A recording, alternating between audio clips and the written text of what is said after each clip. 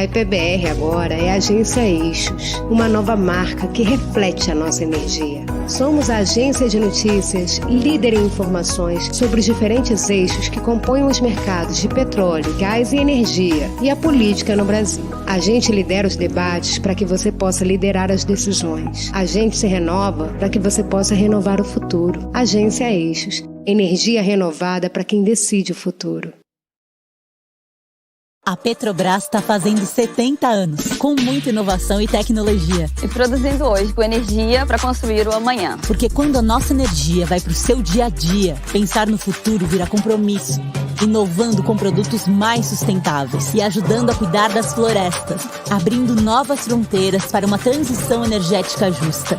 Com respeito às pessoas e ao planeta. Petrobras, 70 anos. O Brasil é a nossa energia.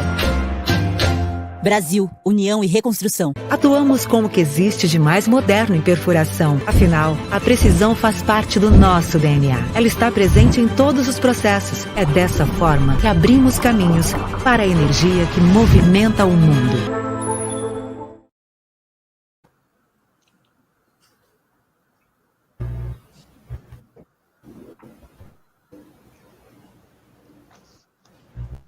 Sejam todos e todas bem-vindos à Offshore Week 2024, fórum permanente da Agência Eixos para discussões sobre políticas públicas e regulação para a produção de energia offshore no país.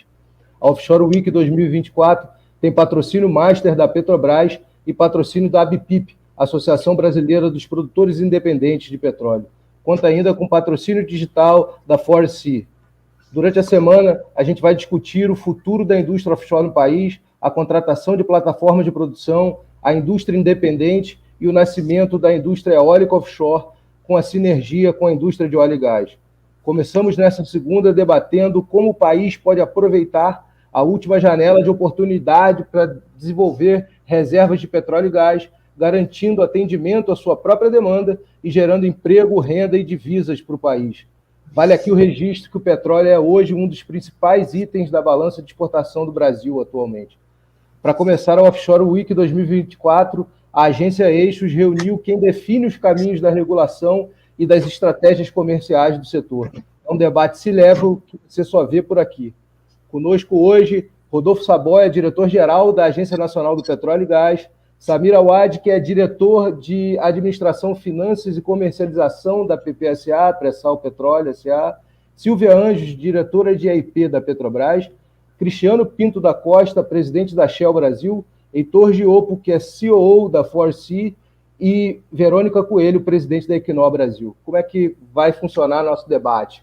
A gente vai ter 10 minutos iniciais para cada um dos nossos convidados fazer uma apresentação, para a gente entender a visão de cada um dos nossos convidados sobre o tema, e depois a gente vai fazer uma sessão de perguntas e respostas que vão ser moderadas por mim. Você que está assistindo a gente, pode desde já mandar a sua pergunta, que eu vou tentar trazer aqui para o nosso debate, colocar a sua pergunta, o seu comentário para fazer parte da nossa discussão.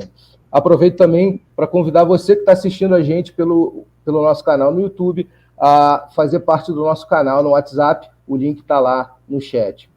Para começar a nossa transmissão, vamos ouvir então o diretor-geral da Agência Nacional do Petróleo e Gás, Rodolfo Saboia. Diretor, obrigado pela gentileza de estar aqui com a gente de novo. É sempre muito bom ter o senhor aqui com a gente discutindo os temas de regulação para o setor.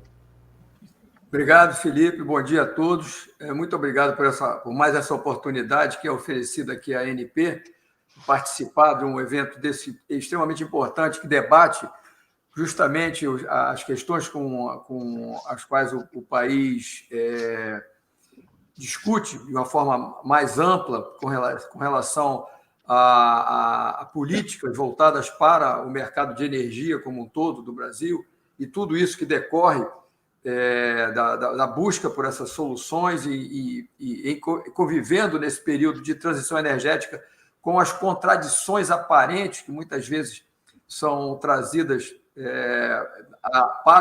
presentes à discussão e eu acho que é extremamente relevante que eventos como esse permitam que mais pessoas tenham acesso a informações que são importantíssimas no futuro delas, por mais que elas não façam ideia da importância do que está sendo discutido aqui, porque o mundo de energia é realmente muito complexo e o impulso por mover a economia global na direção de um mundo descarbonizado é absolutamente legítimo, desejável e imperativo até, eu diria. No entanto, a gente não pode deixar de considerar todas as nuances que há, né, nesse percurso da transição energética, e é importante todas as oportunidades que surjam para que a complexidade desse processo, de como isso será, como isso precisará acontecer, né, de forma como diz o próprio relatório da COP28, isso é um processo que não pode desorganizar, tem que acontecer de forma organizada, sem permitir a desorganização justamente desse sistema de energia que move o mundo como um todo, uma vez que a carência de energia não é uma solução para o processo de transição energética. Processo esse que nas palavras do próprio Daniel Yergin, um dos maiores especialistas do mundo em energia, será muito mais complexo do que se imaginava inicialmente, justamente por todas essas nuances que vieram surgindo e se tornando relevantes, especialmente após o início da invasão do Iraque, da Ucrânia pela Rússia. Aliás, essa confusão já foi feita, já tem precedente de ter acontecido por outros atores muito mais importantes até do que eu. Mas a invasão da Ucrânia pela Rússia, e que impactou enormemente de forma até mesmo psicológica naqueles atores que são importantes na transição energética, porque trouxe à baila a relevância de nós cuidarmos também da segurança energética, né? Então, é num cenário como esse que nós nos debatemos com essa questão e procuramos ansiosamente formas de fazermos a transição energética como desejável, mas fazê-la de forma responsável. E, nesse sentido, o Brasil é um ator que joga um papel importantíssimo nesse mercado, justamente por aquilo que ele oferece de solução para o problema de descarbonização e de várias... isso já acontece por várias facetas diferentes que o Brasil apresenta, né? Eu gosto de mencionar sempre que o Brasil, quando se trata de energia, ele é uma casa de força. Nós temos energia para todos, de todas as origens, de todas as formas, renováveis, não renováveis, sempre de maneira competitiva e que contribui para o espírito da transição energética, que é para a redução da descarbonização. Então, um evento desse é extremamente importante e traz o foco para o Brasil, como o Brasil deve lidar com esse processo que está em curso no momento, né? Nós hoje o Brasil já é o quinto principal destino de investimento externo direto, estrangeiro direto, que é extremamente alvissareiro, porque mostra dá uma indicação concreta de como o investidor internacional vê o Brasil. Recentemente, nós tivemos a melhoria da nossa nota de risco pela agência de risco Moody's, que foi extremamente positiva para o Brasil também, porque dá de volta a esses investidores a sinalização de que o Brasil é hoje um destino estável e previsível para os investimentos e que sinaliza com uma economia também que está caminhando numa trajetória positiva, e, nesse sentido, é muito positivo nós vermos essa sinalização que é dada por essa agência de risco, né? E o investimento de petróleo e gás no Brasil se beneficia justamente desse ambiente regulatório de regras claras, estáveis, com previsibilidade e transparência, produzida por uma agência regulatória como a ANP, operando num ambiente em que a independência técnica por parte da agência e há diretores que são nomeados com mandatos estáveis. Sabidamente, isso é um dado importante para investidores internacionais e é um fator de distinção do Brasil como destino desses investimentos. Na hora de disputar, eu tenho aqui representantes de duas empresas petroleiras majors internacionais que sabem o que significa ir disputar no board dessas mesmas empresas o investimento para o nosso país. Então, esse é um dado que a gente sabe que é relevante também. E o Brasil, além de tudo, oferece não apenas oportunidade do petróleo, mas também das renováveis de baixo carbono, como biocombustíveis, em que o Brasil já é um país que exibe um mercado maduro de biocombustíveis, com os quais nós estamos acostumados a conviver por décadas já, e agora incorporamos também, inclusive, o mandato regulatório da ANP, o hidrogênio e outras interfaces com outras tecnologias que estão sendo incorporadas também com o projeto Combustíveis do Futuro, que trará outra série de demandas para a agência aqui. Eu prometo, não vou fazer meu choro tradicional aqui das condições da agência, eu vou deixar isso para uma outra ocasião, já estou todo mundo cansado de ouvir, né? Mas é importante nós termos em mente que nós temos um cenário que prevê um declínio do pré-sal, da produção do pré-sal, que hoje responde pela imensa maioria da nossa produção, e temos um declínio previsto a partir do ano de 2030 e, portanto, é necessário que nós olhemos para esse cenário que se avizinha com olhos de quem que não apenas se volta para a transição energética, mas para quem enxerga a realidade dos fatos, que os fatos nos impõem. Hoje não é possível imaginar o Brasil prescindindo do petróleo, a menos num horizonte que vai daqui a 10 a 15 anos, por exemplo, né? E o que vai resultar de nós abdicarmos de procurar novas fronteiras não é absolutamente nenhum benefício para o planeta. É apenas o fato de nós nos transformarmos de exportadores e, portanto, nos beneficiando desses recursos em moeda forte oriundos dessa exportação em importadores, o que é um passado pelo qual nós já vivemos e que é absolutamente indesejável para o país. Então, a compreensão da importância e da lógica que há por trás de nós buscarmos novas fronteiras, a compreensão dessa necessidade é extremamente importante para que o Brasil não deixe de contribuir para a transição energética, uma vez que a pegada de carbono na nossa produção é menor do que a média internacional como um todo, e, portanto, nós contribuímos para a descarbonização do planeta. Se nós pararmos de produzir petróleo hoje, a pegada de carbono da produção aumentará, e nós temos hoje um horizonte em que visto do momento atual, em que a demanda por petróleo ainda é crescente no mundo como um todo,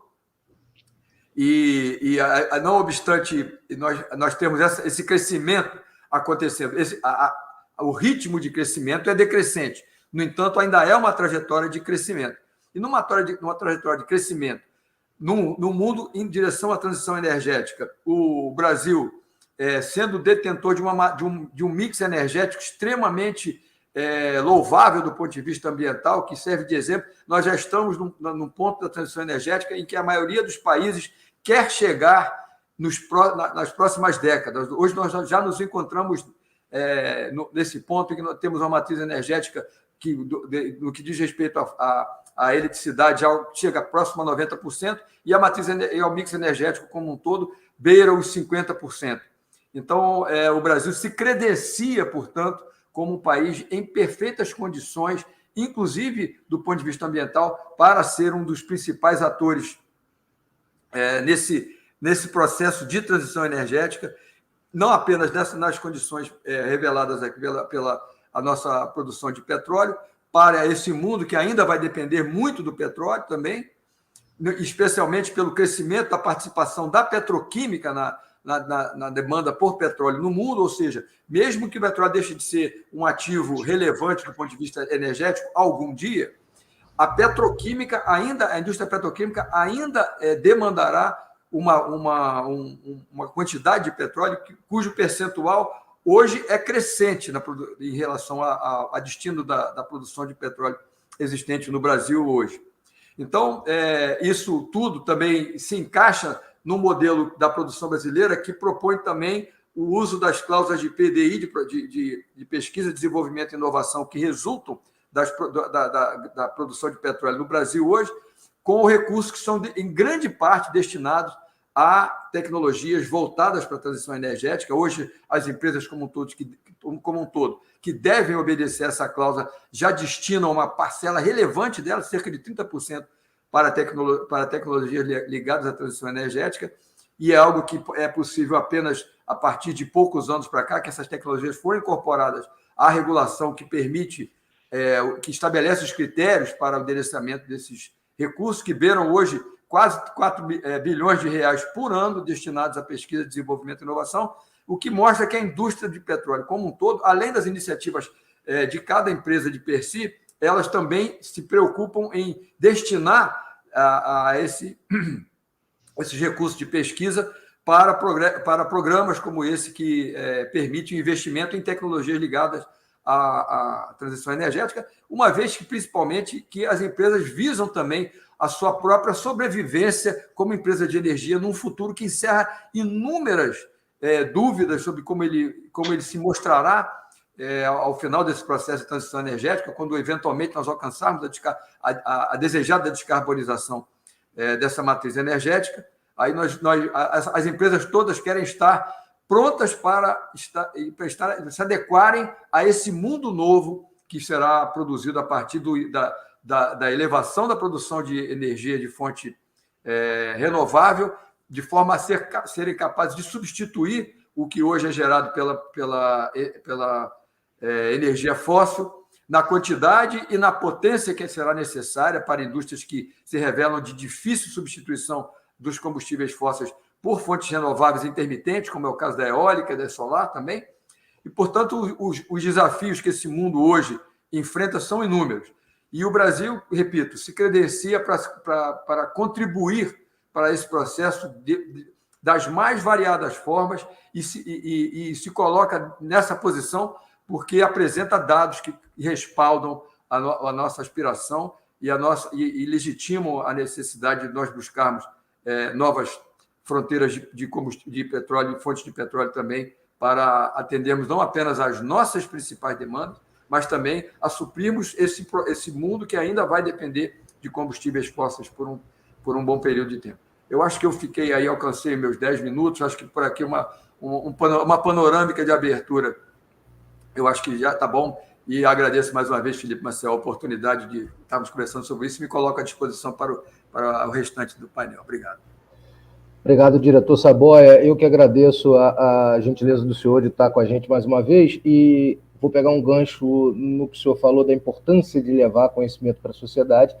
Essa é uma das missões da Eixos. A gente entende que a sociedade precisa cada vez mais de informação sobre o setor de energia, de petróleo, gás, energia como um todo, e a gente quer aqui ajudar as pessoas a ter condições de tomar decisões e de participar do debate público sobre política energética, que hoje interessa a todos, não só a quem está no setor de energia. Eu vou passar a palavra agora à diretora Silvia Anjos, que é diretora de EIP da Petrobras. Diretora, obrigado por estar aqui com a gente também. Bom dia. Bom dia a todos. Um prazer estar aqui. Felipe, parabéns pela iniciativa. Eu acho que é muito importante o que a Eixos tem feito e vem fazendo sobre a questão da difusão do conhecimento, da informação com dados, né, confiáveis, né? Então, é um prazer estar aqui. Prazer aí ouvir também nosso querido Rodolfo Saboia, que deu um panorama maravilhoso da situação. E eu queria dizer o seguinte, que energia é realmente um fator fundamental no desenvolvimento das nações, né? Então, o Brasil hoje, no caso aqui, é um país ainda muito desigual. Há pessoas que têm uma lâmpada em casa, ainda depende de lenha, porque não consegue o gás. Então, a melhora de vida depende de energia. Então, os países envolvidos precisam de energia.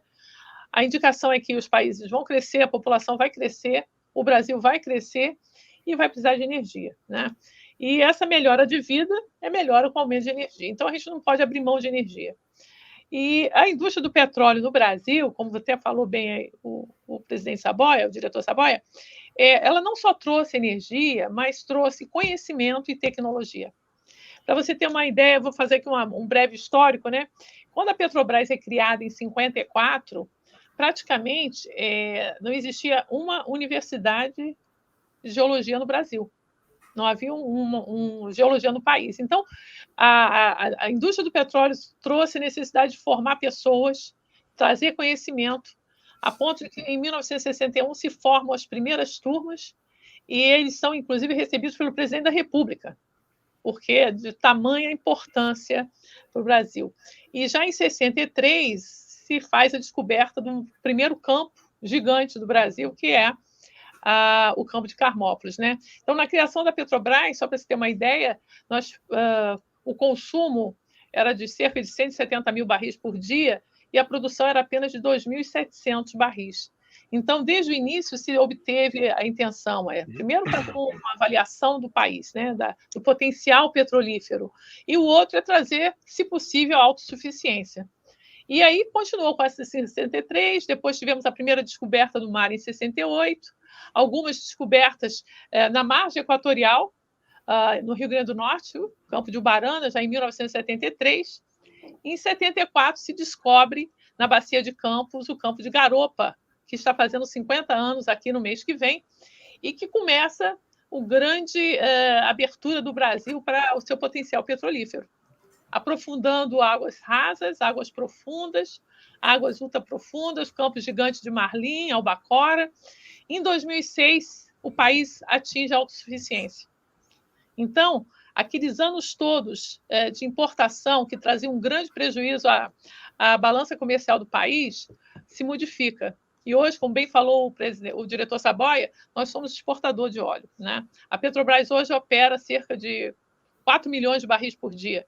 Então, isso aí é um cenário que põe o país numa condição muito favorável energética, né?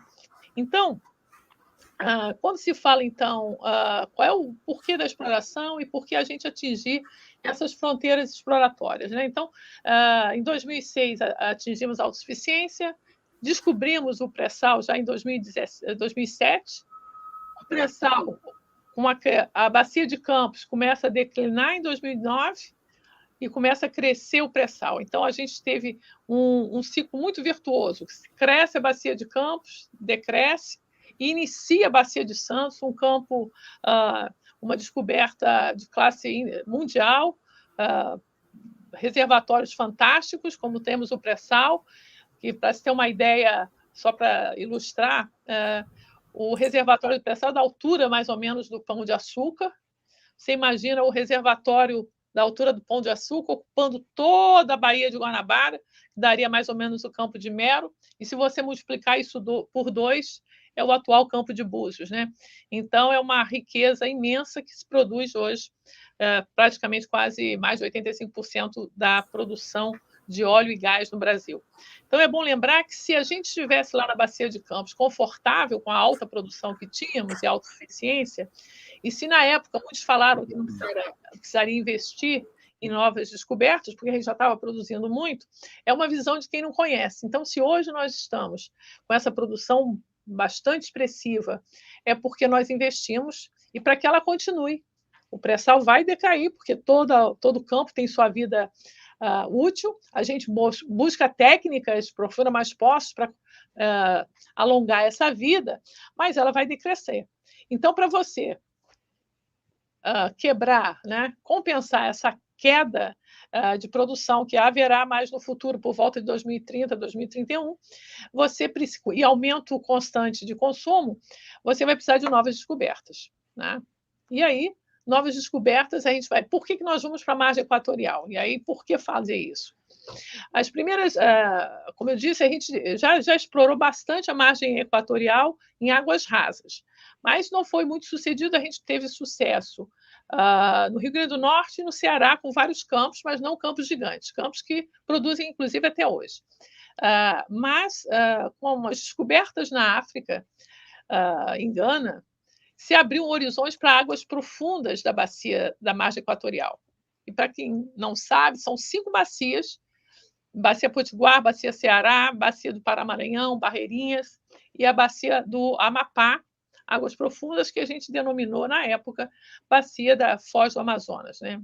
Um nome, inclusive, que gera um pouco de confusão quando se fala que se vai perfurar na Foz do Amazonas, e aquilo gera mais problema, que não é na foz, é na bacia, água profunda. Então, com essa descoberta em Gana, a gente já em 2013 adquiriu todos os blocos nessas bacias, mas desde então a dificuldade da licença ambiental.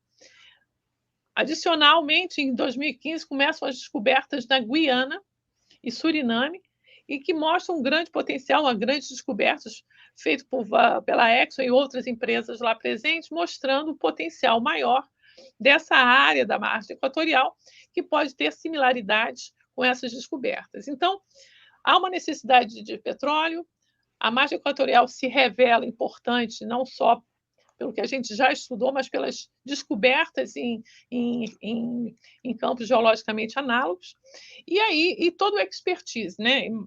Em termos de, só para elucidar, a área que está se pretendendo furar esse poço é uma área que fica a mais de 500 quilômetros da costa, a 200 quilômetros da foz do Amazonas e a quase 200 quilômetros da costa, né? É mais ou menos o que a gente vê da nossa costa aqui do Rio de Janeiro. E não é uma área isolada ambientalmente, é uma área que circula por lá hoje mais de 1.000 cargueiros à hora da locação do poço. Portanto, não é uma área protegida, como algumas pessoas podem, pessoas que não são do nosso meio, achar que a gente está perfurando numa área ambientalmente protegida. É uma área que circula cargueiros, mais de 1.000 por mês, só nessa região do poço previsto, né? E aí se pergunta, mas por que você vai perguntar petróleo e a transição energética? E aí o diretor Taboia também alertou bastante sobre isso, e eu gosto muito de reforçar, é que o país, né, com 90% de energia elétrica renovável, mais 50% da matriz energética também renovável, é um benchmark mundial. E nós, além disso, só para explicar, como é que a gente vai fazer nesse cenário de emissões de CO2, né? O país emite, devido aos hidrocarbonetos fósseis, apenas 1% do que se emite no mundo, né? E dentro do país, se você for olhar, são 3 principais fontes de emissão de CO2. Um é energia, 30%. 30% da energia, das emissões vem da energia. Então, você emite, mas você gera energia. O agro, mais 30%. Então, você produz comida, gera CO2, mas produz comida. E tem um outro terço, que é basicamente pela queima de floresta. Então, a gente tem o nosso grande emissor, produz 30% das emissões do país, é devido à queima e uso do solo. Então, quem produz comida e produz energia, na verdade, está gerando produtos viáveis. E o nosso grande, a meu ver, o nosso grande desafio é realmente conseguir eliminar esse 1/3 de emissão de CO2 devido à queima de florestas. Você vê só essa queima aí, muitas dessas criminosas que nós tivemos agora recente, está acontecendo, ela aumentou significativamente a emissão de CO2 do país. Então, nós, como equipe de energia, empresas que produzimos energia no país, temos que ajudar o meio ambiente da forma mais eficiente, que é ajudar aí o nosso meio ambiente a proteger nossas florestas, né? E aí nossa produção de energia fazemos também, só para fechar. Então, a gente emite muito, mas a nossa indústria de petróleo está cada vez emitindo menos, porque nosso petróleo, por exemplo, aqui de Búzios e de Tupi, os 2 campos gigantes, ele emite menos de 9 quilos por tonelada, uma média mundial de 17. Então, gente, esse é o panorama e por que a gente é estratégico, né? Precisamos de energia. Se a gente não tiver a energia produzida aqui, nós vamos importar. E o Brasil, ser importador, realmente vai acabar dificultando mais a vida de todos nós, né? Então, esse é o panorama que eu queria passar. Obrigado, diretora. Obrigado mais uma vez pela gentileza de estar aqui com a gente. Vou passar a palavra agora para o Samir, que é diretor da Pré-Sal Petróleo S.A., a PPSA, que representa a União nos contratos de partilha de produção no país. Samir, obrigado também pela gentileza de estar aqui com a gente. Bom dia. Felipe, bom dia, obrigado pelo convite. Bom dia aos demais colegas do painel. Antes de concentrar aí no desafio do país, né, do Brasil, com relação ao petróleo, Queria só traçar um leve paralelo aí com a indústria americana, né, os Estados Unidos, assim como o Brasil, era um histórico importador de petróleo e sofreu, assim como o Brasil, o efeito das crises, os choques de petróleo, né, e buscou nas águas profundas, da mesma forma como o Brasil, né, a solução para os seus problemas de produção doméstica de petróleo e gás. Sendo que lá não foram tão felizes, no final das contas, tiveram que recorrer à exploração de recursos não convencionais, né, o popular fracking, né, para poder suprir a demanda de petróleo e gás doméstica. E hoje, depois de alguns anos trabalhando, os Estados Unidos é um exportador líquido de recursos de hidrocarbonetos e o que se resulta em energia barata. Portanto, permite ao país oferecer hoje condições competitivas para aquelas fábricas que eles perderam por conta de custos mais altos estarem retornando aos Estados Unidos por conta da oferta de energia. Né? Voltando aqui ao nosso país, né, nós praticamos a transição energética desde o tempo do pró-álcool. Para quem é mais vivido, né, nós tínhamos aquele desafio de o país não tinha reservas para comprar petróleo com o aumento de custos aí da década de 70.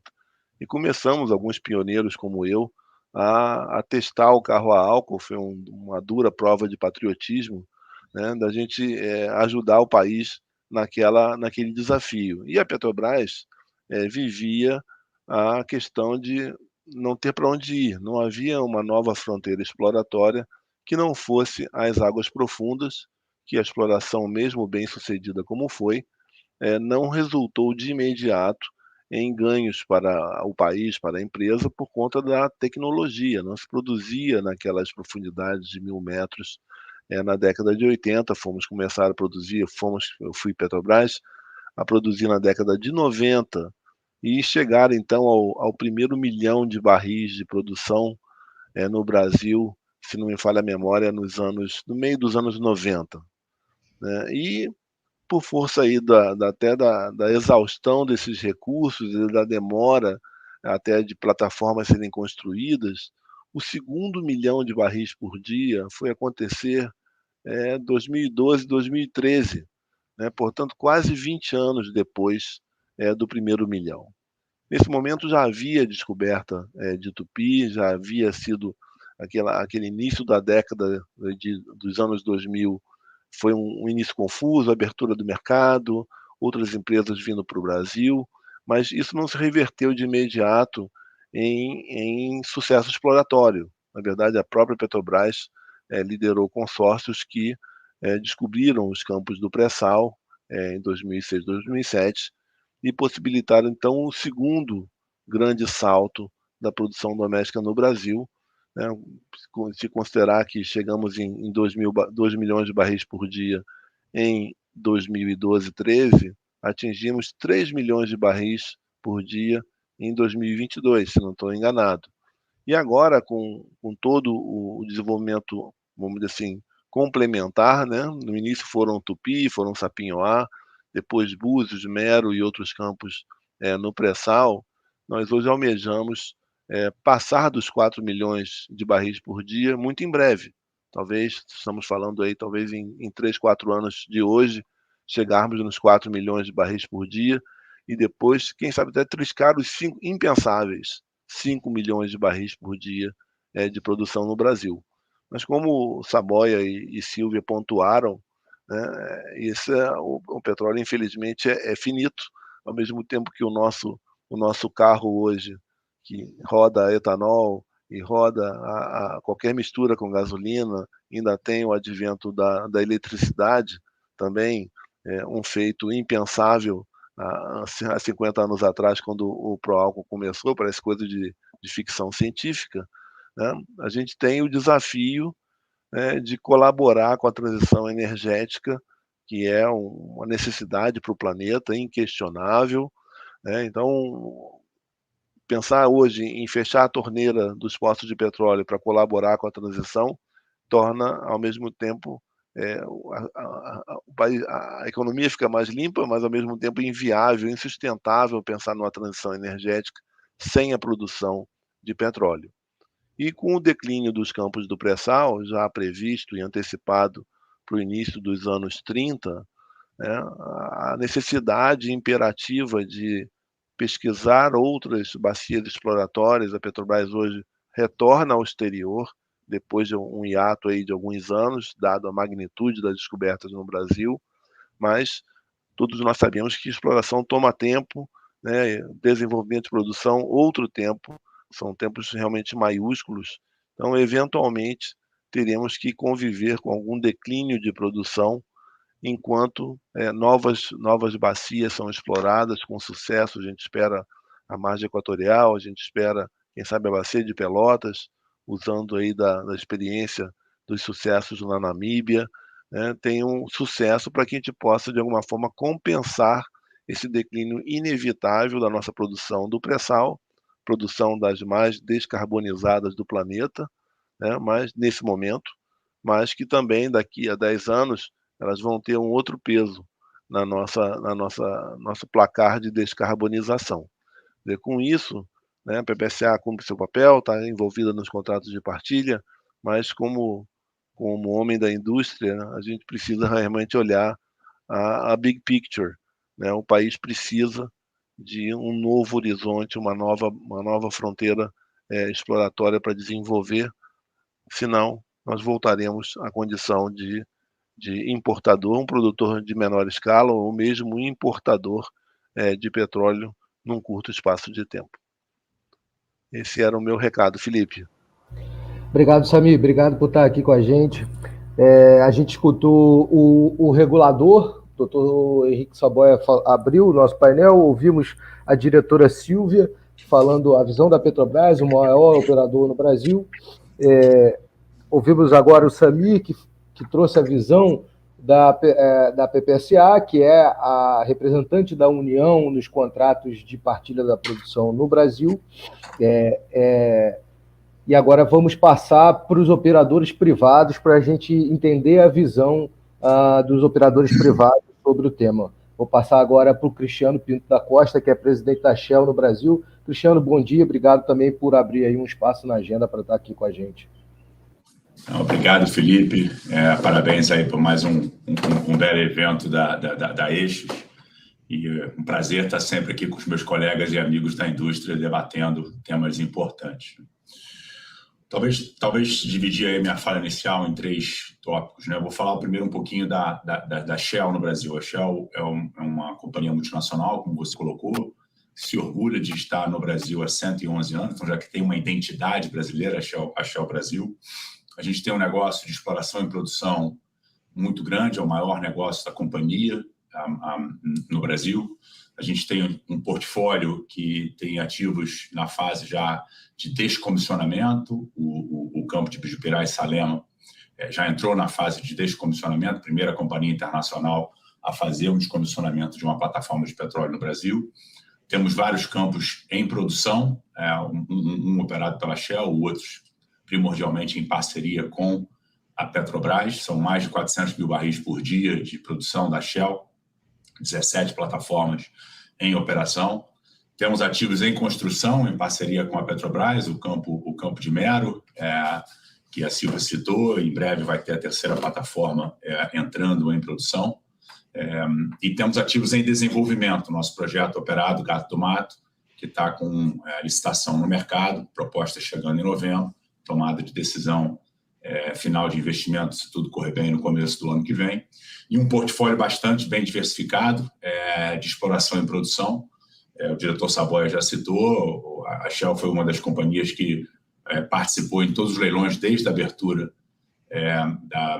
do mercado lá atrás e recentemente entrou na bacia de Pelotas, citado aí pela Silvia e pelo Samir, junto com a Petrobras, no leilão anterior como operador na bacia do sul de Santos. Ou seja, um portfólio integrado que cobre a vida inteira de um ativo de exploração e produção. Então, essa é um pouco a participação da Shell no Brasil no setor.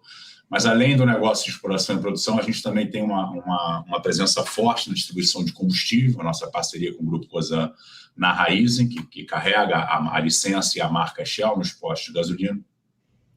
E, como já foi citado aqui também, é um dos maiores produtores de etanol do mundo.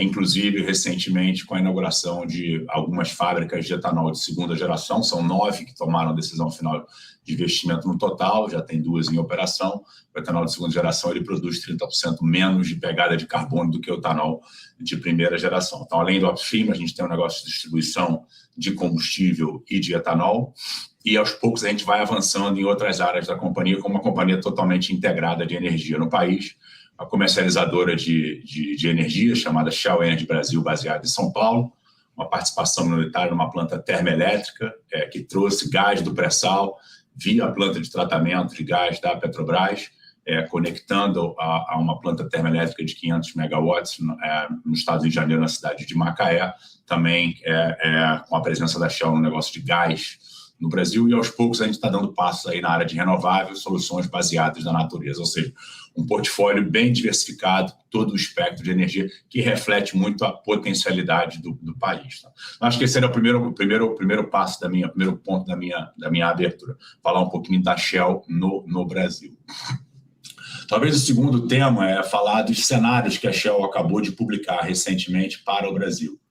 A Shell, historicamente, é conhecida por fazer cenários. Cenários, eles não são previsão de futuro, eles apontam potenciais diferentes, caminhos que o mundo pode correr, nesse caso, caminhos para segurança energética e transição energética. 2 cenários, um cenário chamado Sky, onde o mundo consegue atingir emissões líquidas zero em 2050, uma colaboração enorme entre diferentes países e diferentes atores do setor, e um outro cenário chamado Arquipélagos, onde o mundo se isola um pouquinho mais, a segurança energética ela tem um peso maior do que a transição energética, e o mundo só atinge emissões líquidas zero depois de 2050.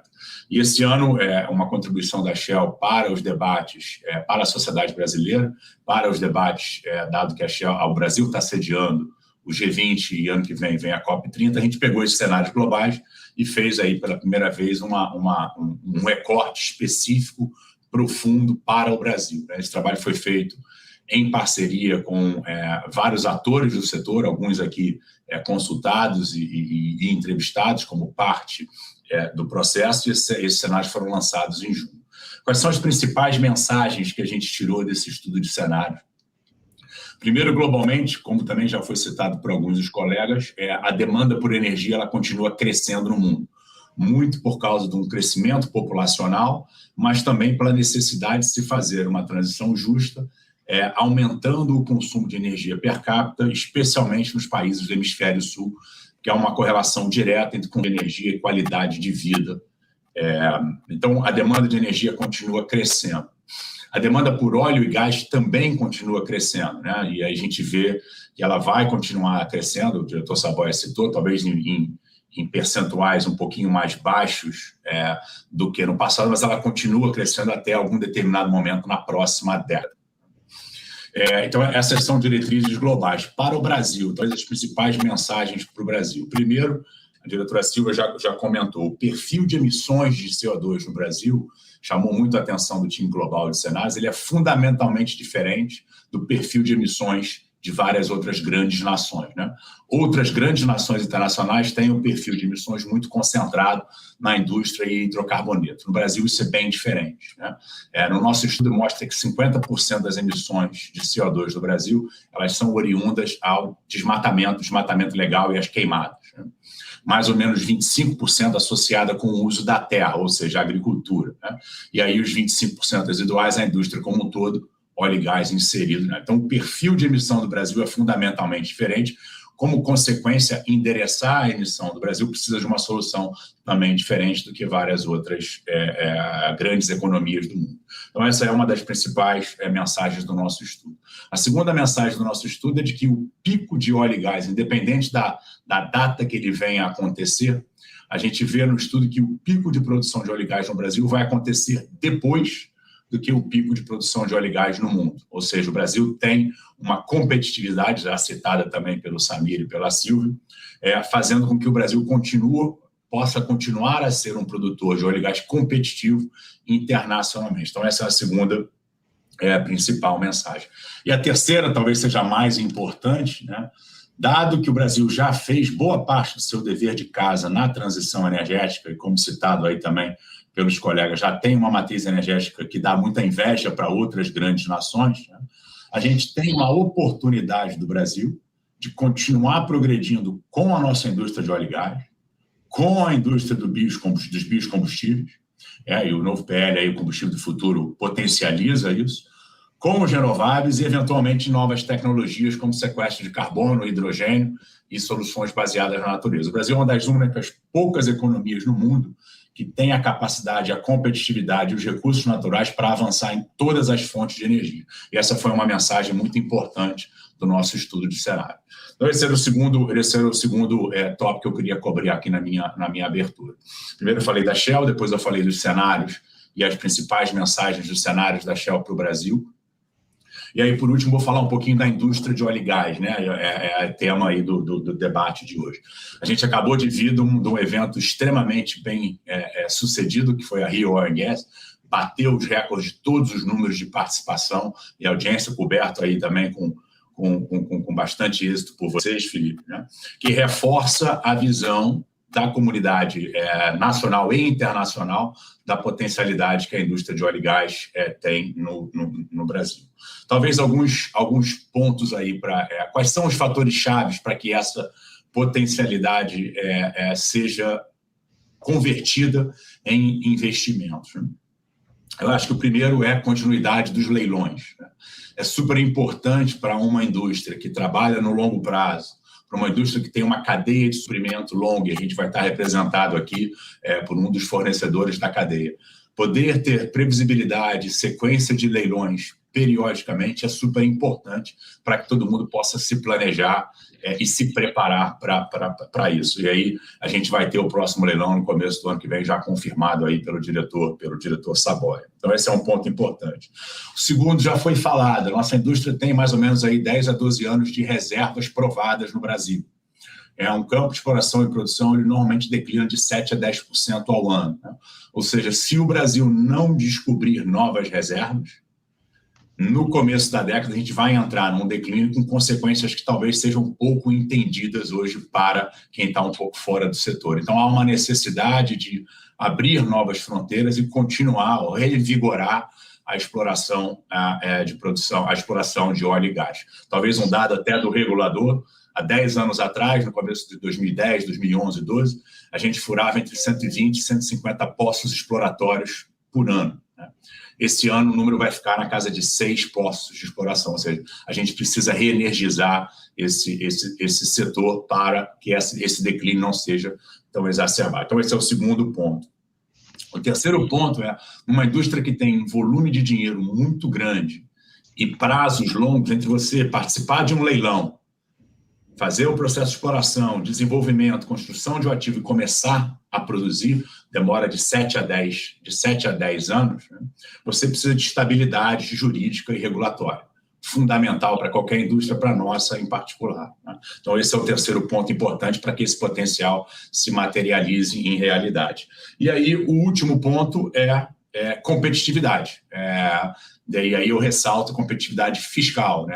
A indústria de óleo e gás, exploração e produção no Brasil já tem uma carga tributária bem alta. Dados do Instituto Brasileiro de Petróleo apontam cada 3 barris produzidos no país, 2 ficam com forma de pagamento de imposto, participação especial, royalty. Então a competitividade do setor ela é muito importante para que a gente não possa perder competitividade para outros países, outras bacias. Já foi citado também o recente sucesso da Guiana, Suriname, Namíbia, que estão atraindo uma parcela cada vez maior de capital. Então, esse aí seria o último ponto da competitividade para o setor brasileiro. Então, essas são as minhas mensagens iniciais, Felipe. Acho que fiquei aqui dentro dos meus 10 minutos. Obrigado pela oportunidade e aí para a próxima fase de perguntas daqui a pouco.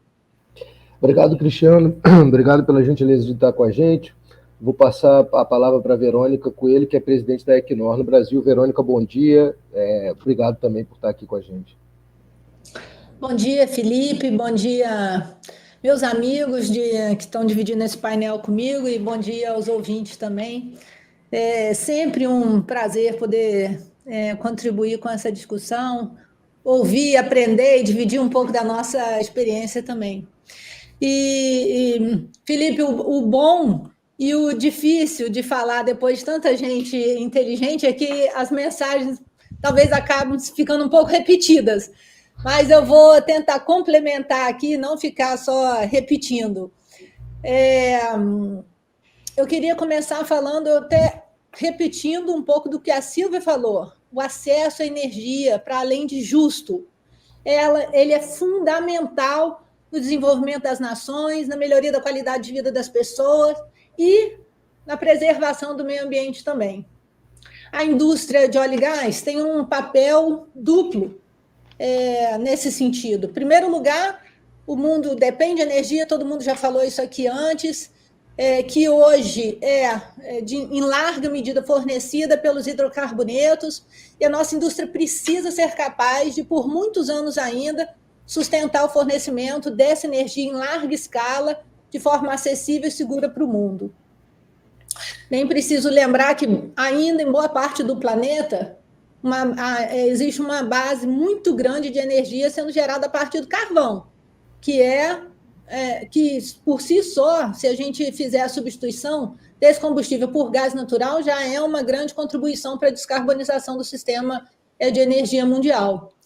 Mas, para além disso, a gente pode dizer que com os impostos e o desenvolvimento, o Saboia já falou aqui sobre pesquisas, inovação, etc., que são proporcionados pela energia vinda dos hidrocarbonetos, os países são capazes de, em paralelo, construir infraestrutura e investir nas tecnologias que são necessárias para a transição energética.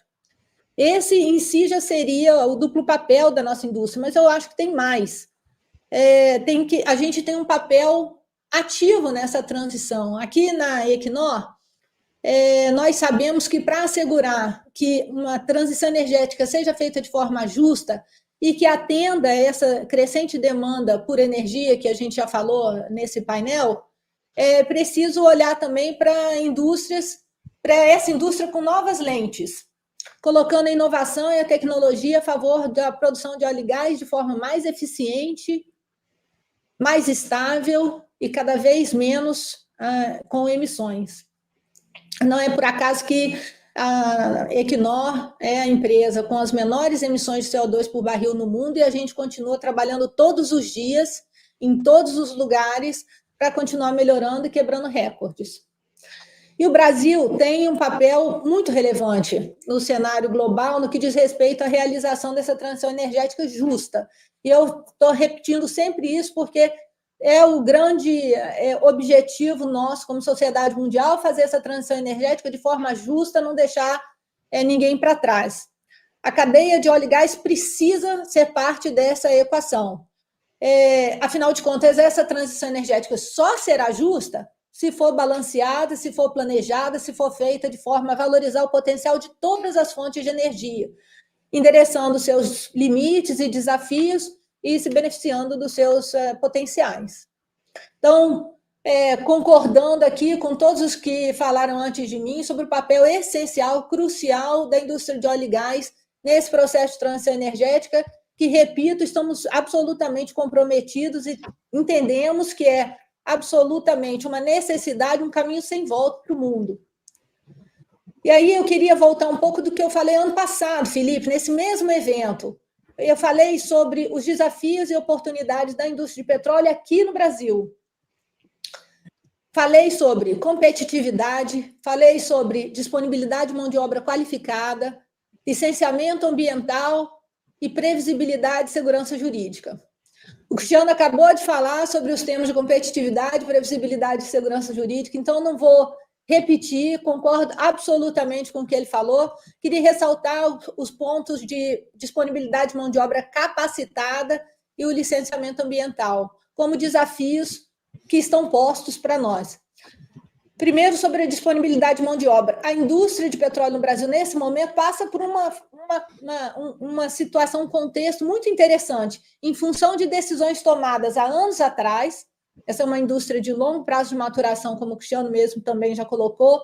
Então, em virtude de decisões tomadas anos atrás, a gente está agora na iminência de ter várias unidades de produção chegando nos próximos poucos anos, que vai...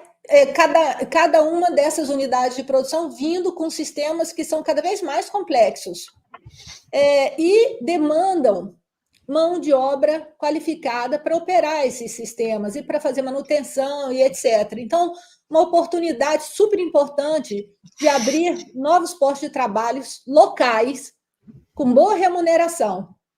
Mas a gente precisa qualificar nossa mão de obra em quantidade necessária para que isso não vire um gargalo. Ao contrário, vire realmente uma possibilidade, uma grande oportunidade de geração de valor para o Brasil, para além dos impostos e para além do produto, né? Para que isso se concretize. Nós, na Equinor, estamos trabalhando ativamente nesse desafio. Semana passada, na ROG, a gente lançou o projeto Offshore do Futuro, junto com a SBM, o IBP, para exatamente trabalhar ativamente na capacitação de profissionais para atuarem no mercado offshore brasileiro. E a gente gostaria de fazer um convite a todas as empresas a se juntarem a nós para que a gente possa ganhar mais força e ampliar o nosso alcance. Nesse caso, somar força e cooperar para o aumento da disponibilidade dessa força de trabalho qualificada traz muito mais valor do que qualquer competição. Então, fica aí o convite. E o ponto de licenciamento ambiental. Eu sei que todos nós, da indústria e fora da indústria, defendemos um processo cuidadoso de licenciamento ambiental.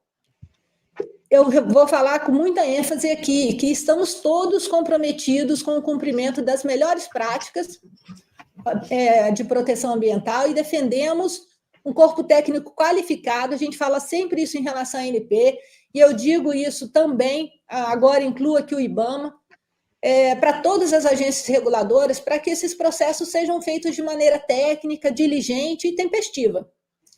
Precisamos que os processos sejam claros, todos, e previsíveis, para que nós possamos cumprir adequadamente com todos os requerimentos que são postos para nós, enquanto indústria, né?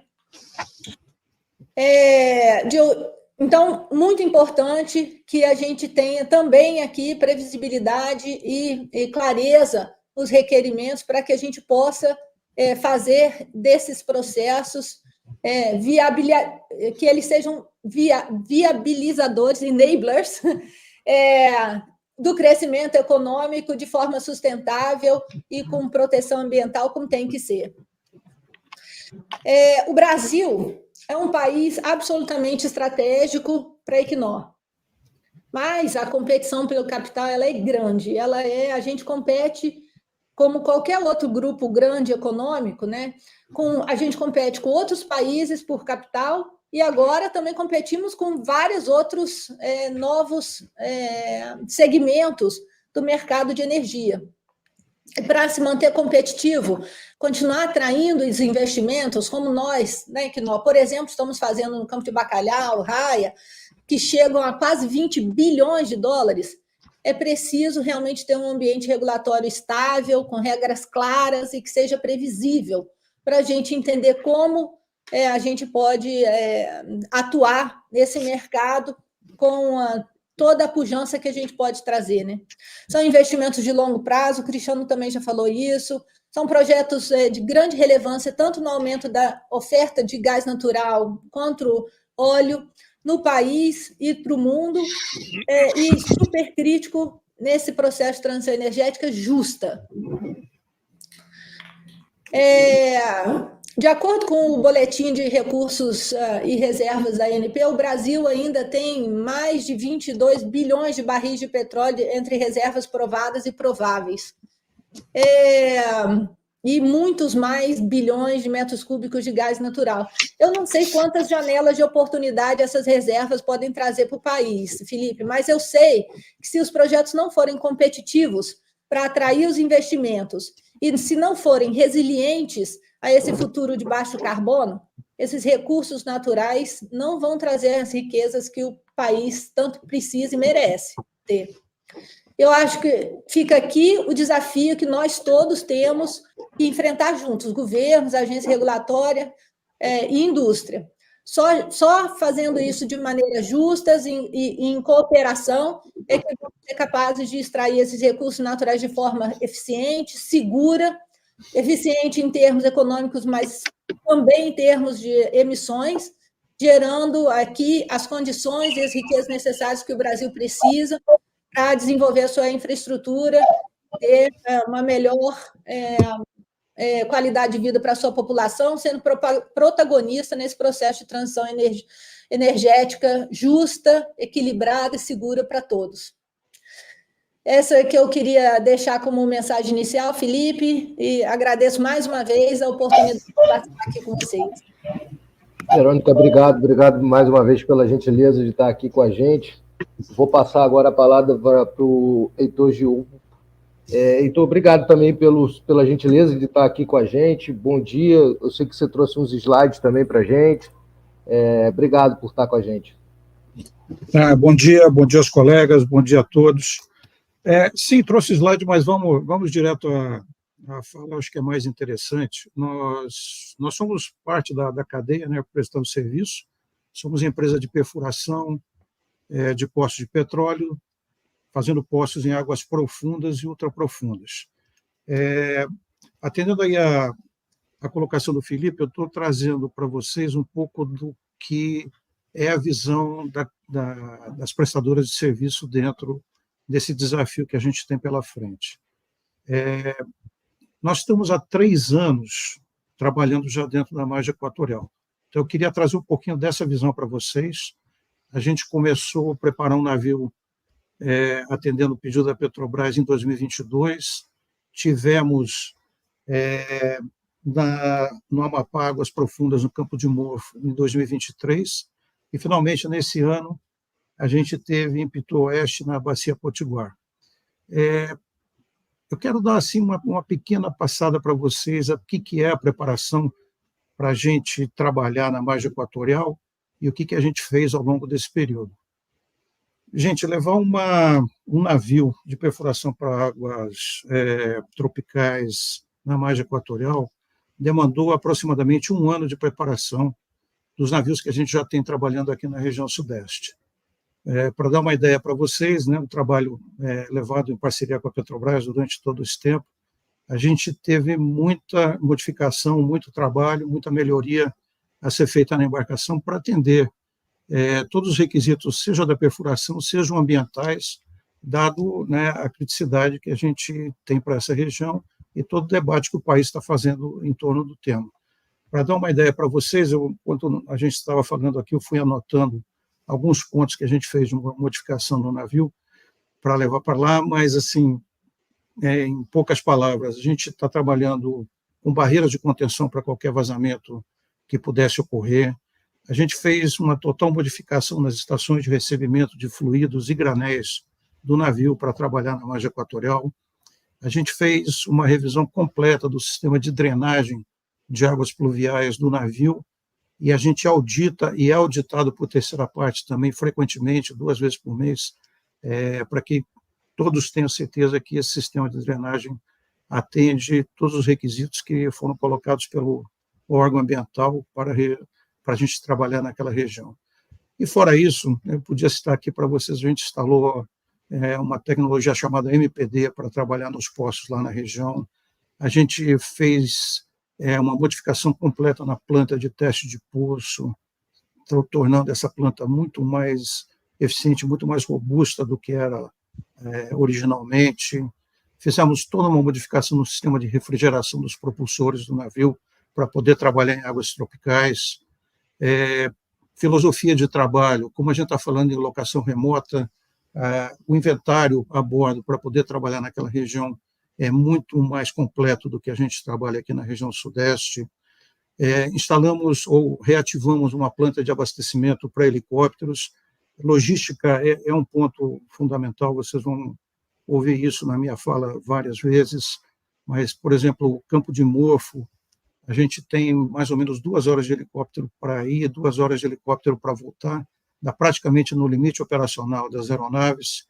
Mais uma aeronave de resgate aeromédico naquela região, ela teria que sair de Macapá e pegar qualquer pessoa acidentada a bordo e voltar. A gente tem obrigatoriamente que abastecer essa aeronave a bordo, não dá para ir e voltar com o mesmo tanque. Então, vocês começam a ter ideia do grau de dificuldade do que a gente está falando aqui.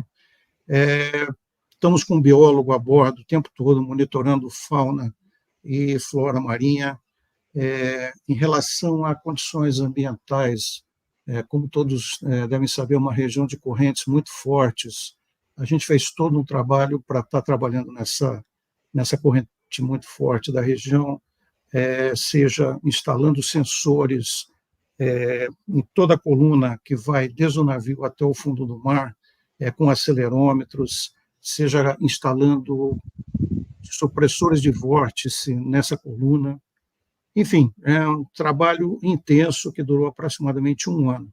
Feito esse trabalho, a gente foi para Morfo, passou em Morfo algum tempo, como é de conhecimento de todos, a licença ambiental ainda está em discussão, mas naquele período a gente fez testes, fez simulados, fez um dry run, então todos os preparativos para a execução de um poço, monitorados tanto pelo IBAMA como pelo órgão ambiental estadual, foram feitos. Passada essa fase, a gente saiu de lá, foi para a Bacia Potiguar. Na Bacia Potiguar, a gente fez 2 poços. E, antes dos 2 poços, a gente fez um grande simulado na região, ou seja, a gente participou, na verdade, de um simulado onde mais de 1.500 pessoas estavam juntas.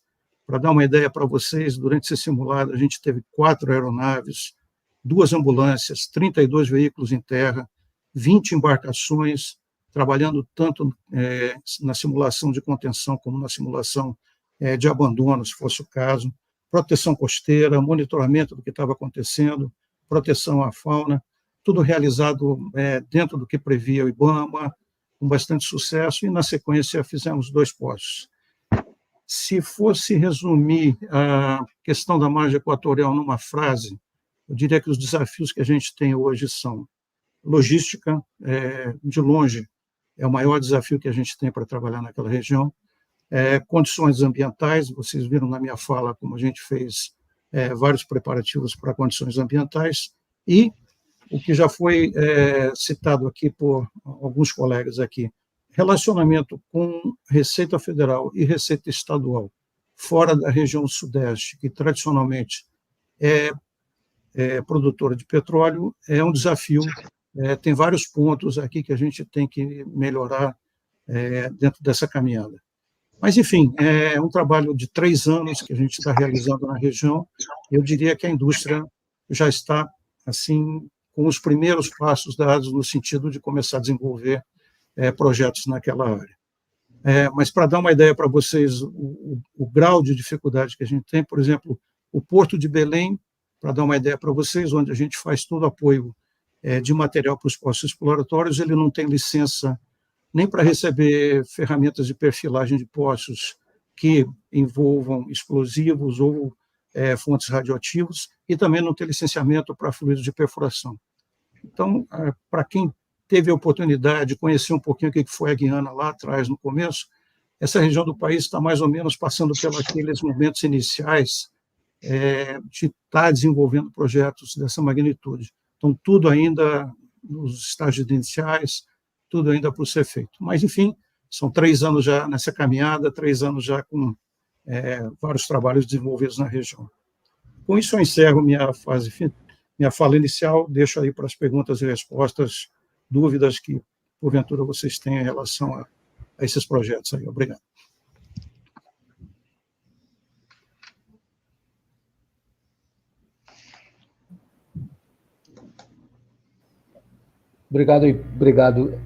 Obrigado, Heitor, pela gentileza de estar aqui com a gente. É fundamental a gente ouvir a indústria fornecedora também para entender o tamanho do desafio que a gente tem conversado e falado, sobretudo o desafio da logística, como você citou agora há pouco, que é um ponto que eu vou voltar já com você. A gente vai abrir agora a parte de perguntas e respostas. Eu queria lembrar ao pessoal que está assistindo a gente que pode deixar sua pergunta pelo chat da rede social que você estiver assistindo a gente. Eu vou começar com o diretor Rodolfo Saboia. A gente provavelmente vai ter tempo aí para fazer uma rodada de perguntas, estamos aí próximo já do combinado para a gente encerrar o nosso debate, mas eu vou vou tentar trazer o mix aí das perguntas que vieram pelas redes sociais para cada um dos nossos convidados. Diretor Saboia, A gente tem aqui muita gente querendo saber sobre a programação dos leilões, a Verônica tocou nisso, o Cristiano também, se a gente já pode antecipar algum calendário aí para uma futura rodada, se já dá para a gente prever aí passos, lançamento digital, esse tipo de questões. E tem uma questão sobre transição energética também. A que custo o senhor acredita que a sociedade, enfim, está preparada para essa transição? O senhor acha que a gente, como sociedade, está preparado para essas mudanças tão drásticas no nosso dia a dia? Aproveito e eu coloco nessa questão uma pitada aí de situação. A gente é o país hoje com a maior frota de carro flex do Brasil. Porém, o etanol está longe de ser o combustível mais utilizado no Brasil. A gasolina ainda é muito mais competitiva do que o etanol, sobretudo por conta da diferença de preço. Como é que o senhor acha que a sociedade reage a esse tipo de mudança? A gente está efetivamente preparado para isso? Muito boa pergunta, Felipe. Agradeço pela oportunidade. Primeiro, vou falar dos leilões primeiro, que eu acho que é mais objetivo. O que acontece? Muita gente se assustou, especialmente as empresas, quando o edital que produziu o último leilão em 2023 foi retirado para se adequar a novos critérios de conteúdo local, que foi uma diretriz emanada pelo CNPE. E nós aproveitamos para, nessa ocasião, nós já vimos com áreas blocos que vinham sendo oferecidos a alguns leilões, que foram colocados lá quando os critérios socioambientais eram diferentes e costumavam produzir muito ruído por questões de estarem parte de zona de amortecimento de área de proteção ambiental, zona terrestres próximos a terras quilombolas, terras indígenas. Então, nós aproveitamos a ocasião para fazermos uma releitura desses blocos como um todo, aproveitamos para rever critérios de desenho dos blocos, para a definição deles, para torná-los mais atrativos, e acrescentamos também, estamos contando com a colaboração do MME junto ao MMA, também para que uma manifestação conjunta seja apresentada em breve também, para que possamos colocar mais itens nessa prateleira, e o objetivo é termos um leilão mais atrativo no futuro. Obviamente que esse processo de revisão dos editais passa por etapas que independem da ANP, ele tem que ser submetido ao TCU, por exemplo, então todas essas instituições têm os seus tempos para produzirem o efeito necessário nesses editais, e nós vimos que o edital estaria em condições de estarem disponíveis, aprovados e disponíveis novamente, na virada do ano. Essa é a data em torno da qual eu, particularmente, espero que os editais estejam em condições de serem oferecidos ao mercado novamente. Então, eu queria tranquilizá-los, não é de forma nenhuma propósito interromper leilões, ao contrário, a orientação que a agência tem, e nada foi feito diferente disso a partir do CNPE, que mudasse essa política em prática, é manter a regularidade desses leilões, e é importante que isso seja dito para tranquilizar a indústria como um todo, que não há nenhuma orientação diferente daquela que vinha vigorando de leilões. Ao contrário, é melhorarmos a qualidade dos leilões e mantermos a sua regularidade. Custo de transição energética.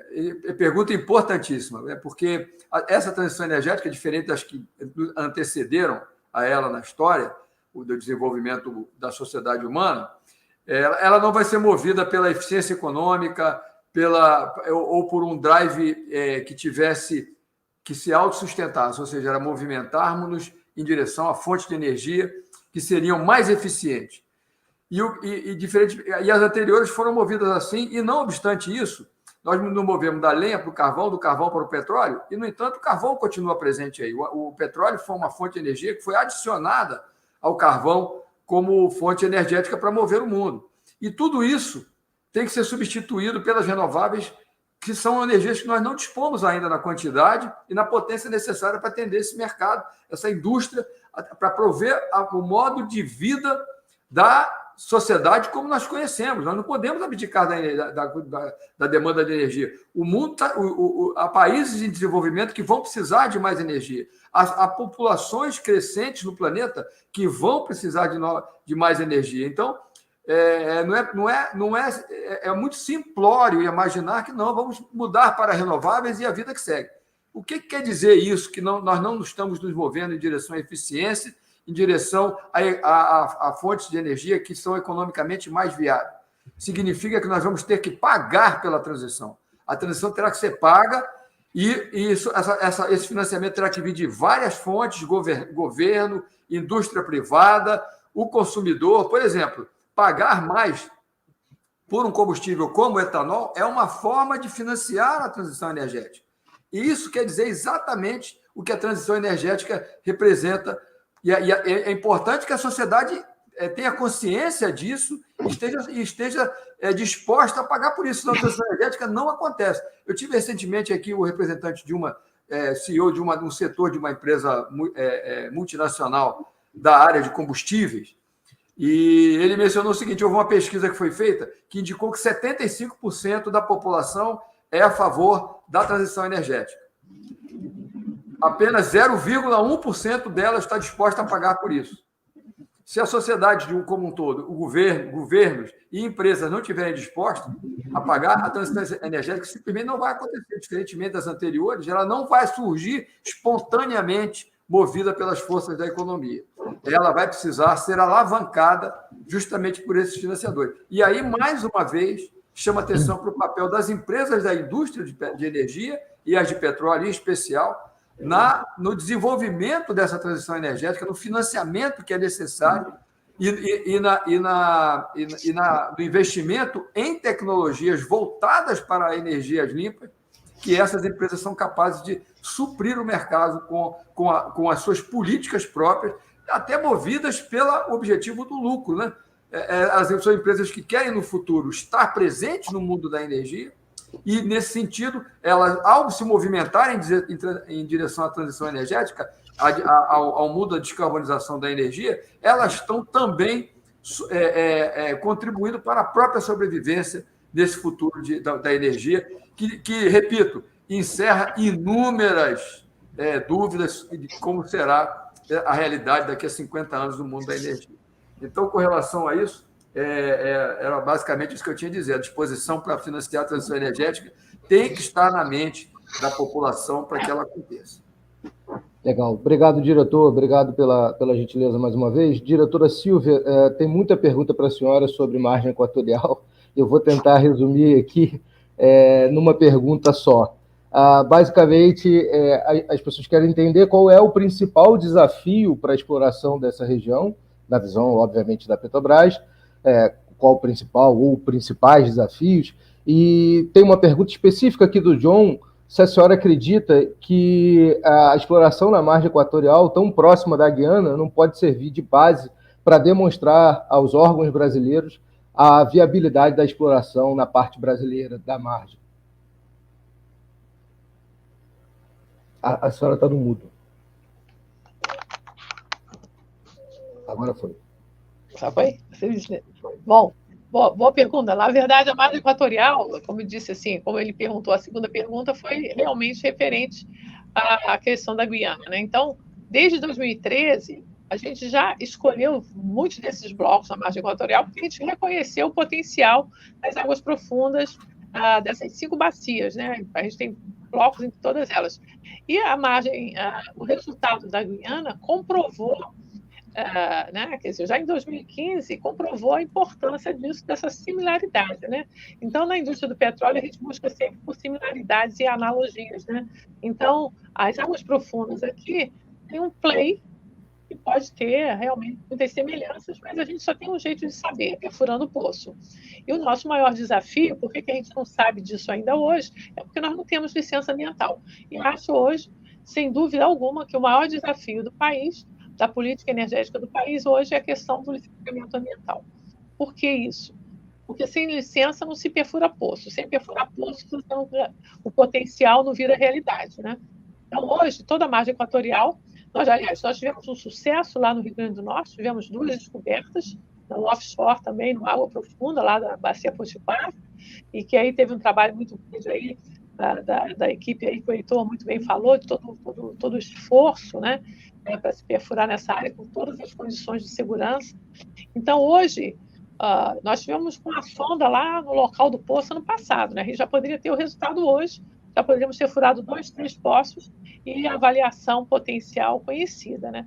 Então, eu acho muito importante a gente ter certeza que a política energética do país e o licenciamento ambiental não podem ser coisas complicadas. Nós temos uma política energética em que o país produz óleo, produz energias variáveis, solar, eólica, nuclear, hidro. Então, o Brasil tem essa política energética. A licença ambiental é que a gente faça isso da forma mais eficiente, mais segura possível.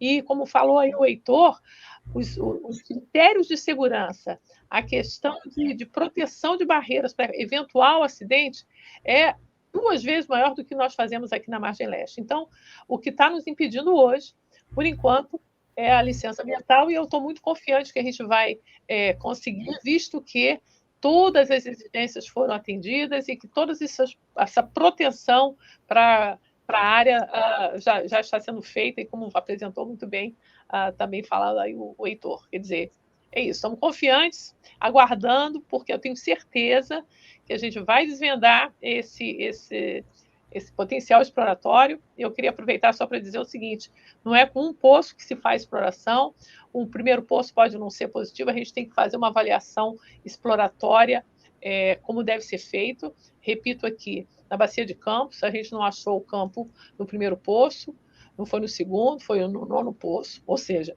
nós temos que ter licença para fazer uma avaliação exploratória adequada e realmente levantar o potencial. Tá bom? A mesma coisa, só para complementar um pouquinho mais, mesmo em Guiana, quando teve todas essas descobertas, foram inúmeros poços, antes disso, poços secos, mas que ajudou as empresas a chegar no caminho do óleo. Então, é isso que a gente está esperando, e estamos confiantes aí, visto que atendemos todos os requisitos do IBAMA, que a gente tenha essa licença e possa verificar o potencial da margem equatorial. Legal, obrigado, diretora. Eu vou passar uma pergunta agora para o Samir.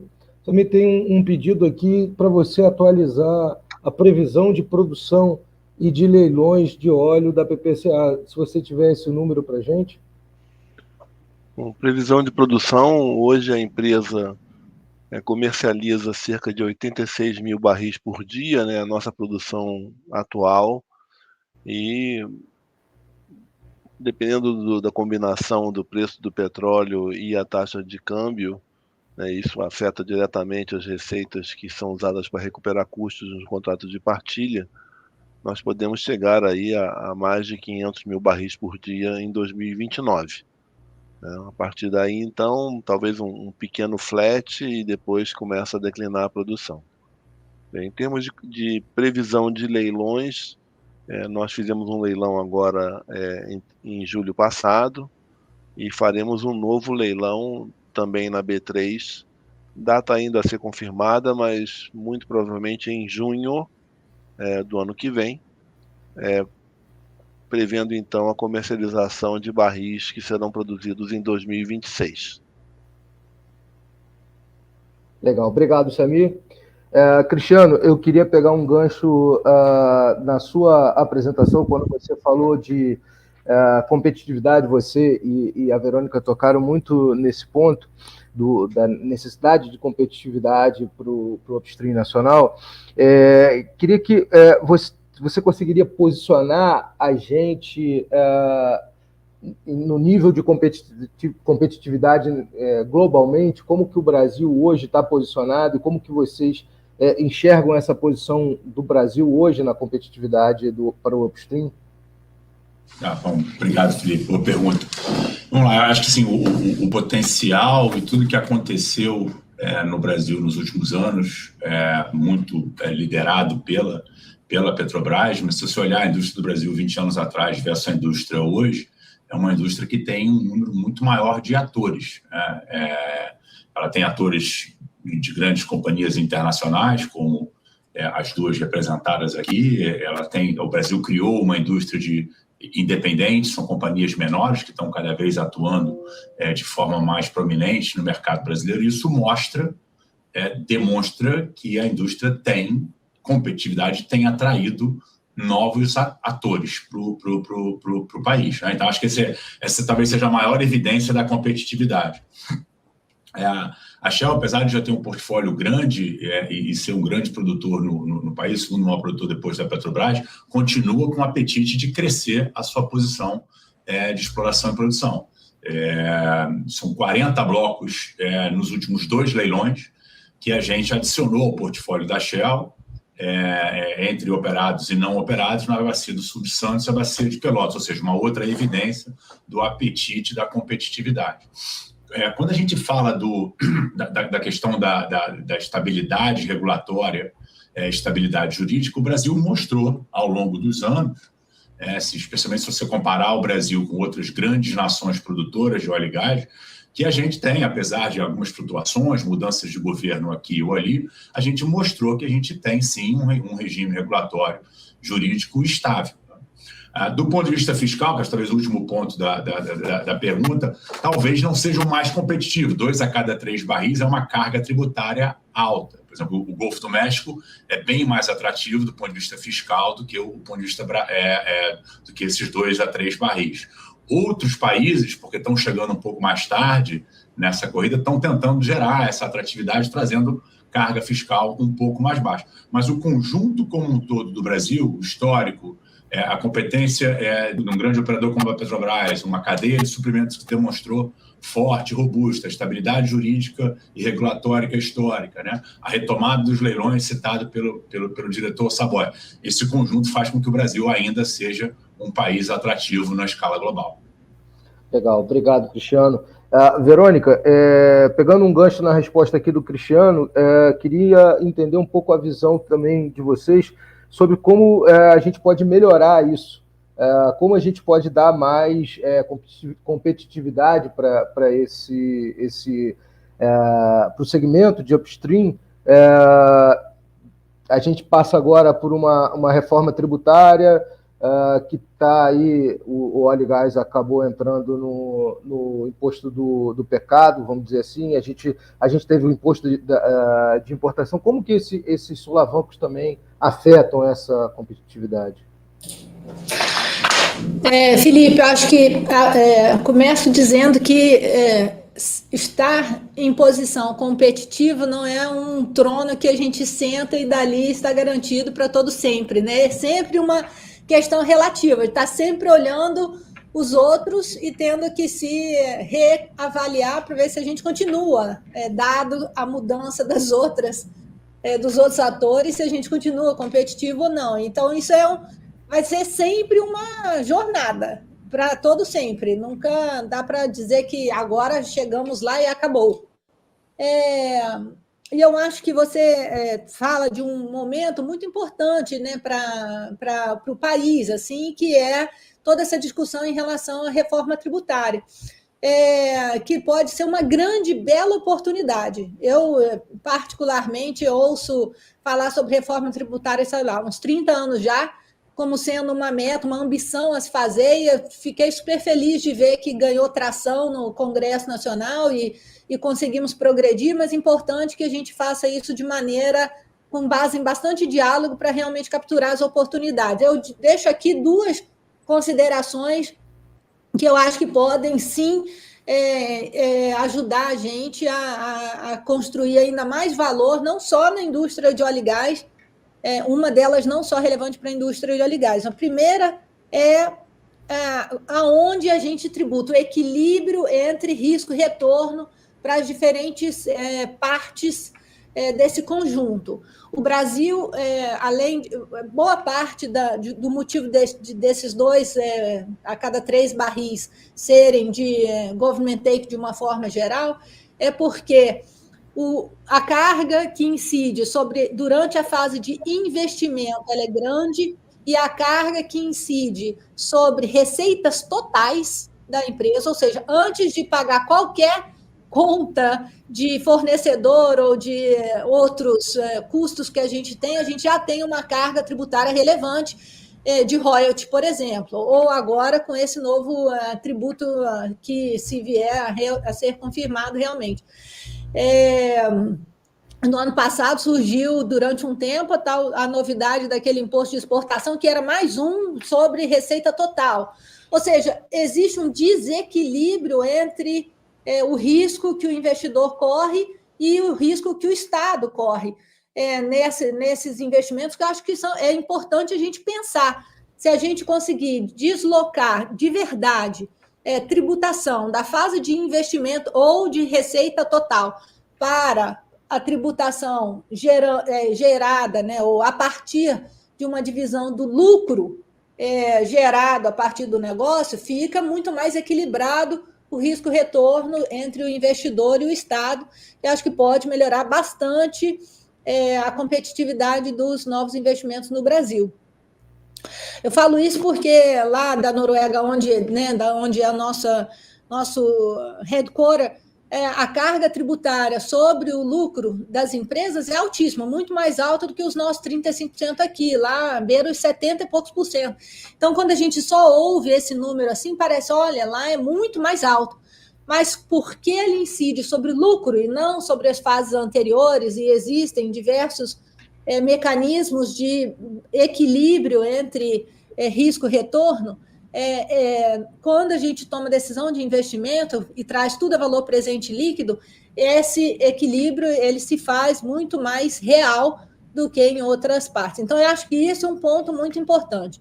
Eu acho que também a gente está chegando agora, né, no final dessa década aqui no Brasil, um segundo ponto para a gente avaliar é como que a gente viabiliza projetos menores aqui no Brasil, que não esses, né, a gente teve até aqui a sorte de ter os meros, os búzios e os bacalhaus e raias, são gigantes, né? Mas a gente ainda tem muitos campos possíveis de oportunidades que são campos menores. Aqui no Brasil, tratados como pequenos, mas se a gente levar para o Golfo do México ou o Mar do Norte lá, seriam também enormes, que são com reservas recuperáveis de 150 milhões de barris, por exemplo, que, de novo, lá no Golfo do México, talvez teria um fogo de artifício encontrar campos desse tamanho, mas aqui no Brasil acabam sendo devolvidos, porque não são comercialmente viáveis. A gente precisa ser capaz de tornar estes campos economicamente viáveis também, através de melhor uso da nossa infraestrutura já instalada, a melhor simplificação das conexões, simplificação dessa fase de investimentos, e que eu acho que ainda pode trazer um bom retorno para o país.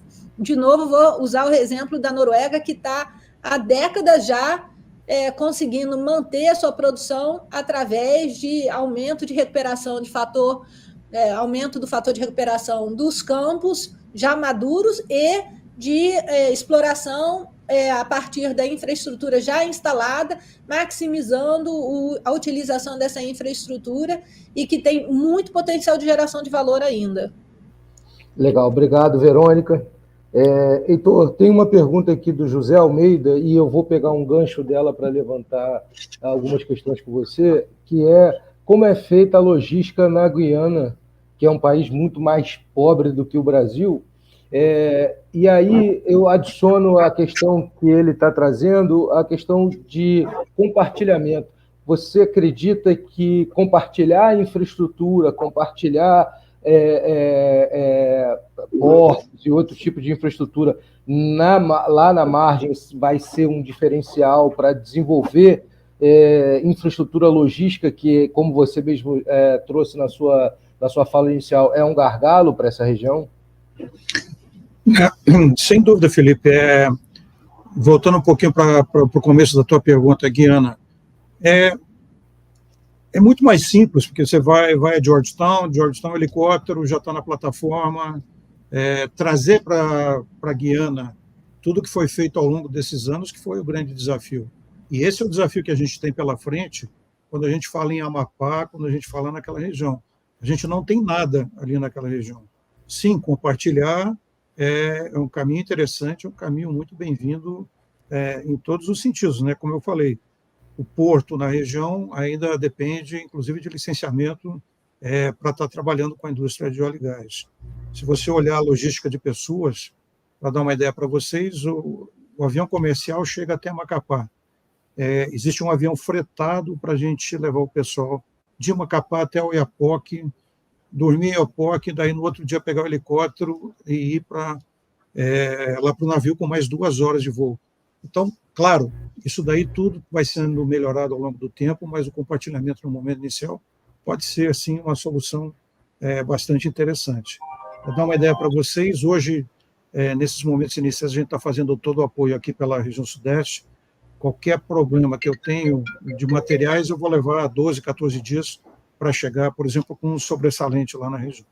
Então, o desafio está nesse momento inicial, se romper isso daí.